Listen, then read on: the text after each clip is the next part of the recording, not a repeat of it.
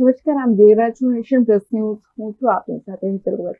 છોટાઉદેપુર જિલ્લા કોંગ્રેસ દ્વારા ગતરોજ સ્નેહ મિલન કાર્યક્રમનું આયોજન કરવામાં આવ્યું હતું. જિલ્લા અધ્યક્ષ શશિકાંત રાઠવાની વિશેષ ઉપસ્થિતિમાં આયોજિત આ કાર્યક્રમમાં મોટી સંખ્યામાં જિલ્લા કોંગ્રેસના પદાધિકારીઓ, ફ્રન્ટલ સંગઠનના હોદ્દેદારો તેમજ કાર્યકર્તાઓ ઉપસ્થિત રહ્યા હતા. છોટાઉદેપુર કોંગ્રેસના મજબૂત નેતા પ્રોફેસર અર્જુન રાઠવા દ્વારા લોહ પુરુષ સરદાર વલ્લભભાઈ પટેલની 150મી જન્મજયંતિ નિમિત્તે શ્રદ્ધા સુમન અર્પણ કર્યા હતા અને દેશના માજી વડાપ્રધાન ઇન્દિરા ગાંધીની પુણ્યતિથિ નિમિત્તે શ્રદ્ધાંજલિ અર્પિત કરવામાં આવી હતી. પ્રોફેસર અર્જુન રાઠવા દ્વારા ઉપસ્થિતોના સંબોધન કરતા જણાવ્યું હતું કે છેલ્લા કેટલાય સમયથી છોટાઉદેપુર જિલ્લાનો વિકાસ ખોરંભે ચડી ગયો છે અને કાગળ ઉપર ફૂલ ગુલાબી ચિત્ર રજૂ કરવામાં આવી રહ્યું છે. ત્યારે તેઓએ કોંગ્રેસના કાર્યકરોને હાકલ કરીને લોકો સમક્ષ જઈને હકીકત રજૂ કરવાનું પણ આહવાન કર્યું હતું. છોટાઉદેપુર જિલ્લામાં સોશિયલ મીડિયા ઉપર છોટાઉદેપુરના સાંસદ જશુ રાઠવા દ્વારા પોતે ગજરાજ અને એમની તાર્કિક સવાલો કરનારાઓની તુલના શ્વાન જોડે કરવામાં આવી હતી, જેનો જવાબ આપતા પ્રોફેસર અર્જુન રાઠવાએ જણાવ્યું હતું કે આ ગજરાજ છોટાઉદેપુરમાં લોકોની સમસ્યાને દૂર કરવામાં નિષ્ફળ ગયા છે. એટલું જ નહીં, પરંતુ લોકોને આંતરમાળખાકીય સુવિધાઓ આપવામાં પણ સદંતર નિષ્ફળ ગયા છે. ત્યારે તેમણે કોંગ્રેસના મંચ ઉપરથી આ ગજરાજને ખુલ્લો પડકાર ફેંકતા આગામી દિવસોમાં છોટાઉદેપુરની રાજનીતિમાં ગરમાટો આવશે એ નક્કી છે. અત્રે નોંધીએ છે કે ટૂંક સમયમાં જ સ્થાનિક સ્વરાજ્યની ચૂંટણીઓ યોજાનાર છે. ત્યારે છોટાઉદેપુર જિલ્લા કોંગ્રેસ દ્વારા આક્રમકતાથી ભાજપના નેતાઓ સામે શરસંધાન કરવામાં આવી રહ્યા છે. અહીંના જે નેતાઓ છે, કેટલાક તો સોશિયલ મીડિયામાં લખે કે હું તો ગજરાજ છું,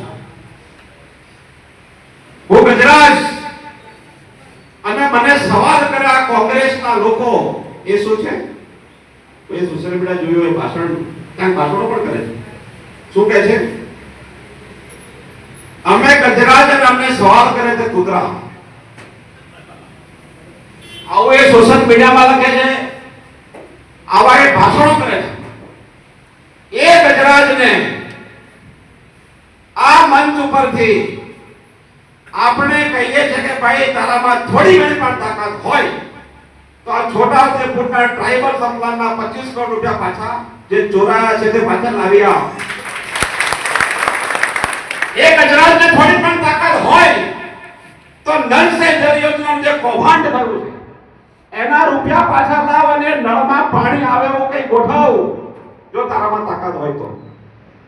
એ ગજરાજને આ મંચ પર જો કહેવા માંગુ છું, તારામાં થોડી ઘણી પણ તાકાત હોય તો પેલું ડાયવર તો ઠીક કર દે. 3 વર્ષથી આ પુલ તૂટ્યો છે, હજુ પણ તું ત્યાંની વાત નથી કરતો, તો ત્યાં મુલાકાત કરતો નથી, તો કયા પ્રકારનો ગજરાજ? એ તો કર. એ ગજરાજને જો તાકાત હોય તો આ પુલ તૂટ્યો, ડાયવર્ઝન તૂટ્યું, તમારા કારણે તૂટ્યું. હજુ પણ એન્જિનિયરને તમે પૂછ્યું નથી કે ભાઈ કેવું ડિઝાઇન બનાવે, તમે કોન્ટ્રાક્ટરને પૂછ્યું નથી કે રૂપિયા ક્યાં ગયા, અને તમારા કારણે છોટાઉદેપુરના એક વ્યક્તિને બસમાં બેસીને વડોદરા જવું હોય પહેલા 100 કિલોમીટર થતા, અત્યારે 160 કિલોમીટર થાય છે. 54 રૂપિયા ભાડું વધારે આપવું પડે છે. તારામાં થોડી ઘણી પણ શરમ હોય અને ખરેખર ગજરાજ હોય તો સરકારને કે સરકારના કારણે ડાયવર્ઝન તૂટ્યું છે, એનો દંડ સામાન્ય બસના મુસાફરને ના આપે.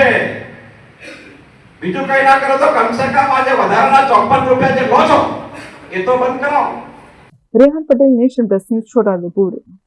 સમાચારોના સતત અપડેટ મેળવવા માટે અમારી નેશન પ્લસ ન્યૂઝની યુટ્યુબ ચેનલને સબસ્ક્રાઇબ કરો, બેલ આઇકન દબાવો અને જોડાયેલા રહો ફેસબુક, ઇન્સ્ટાગ્રામ અને ટ્વિટર પર.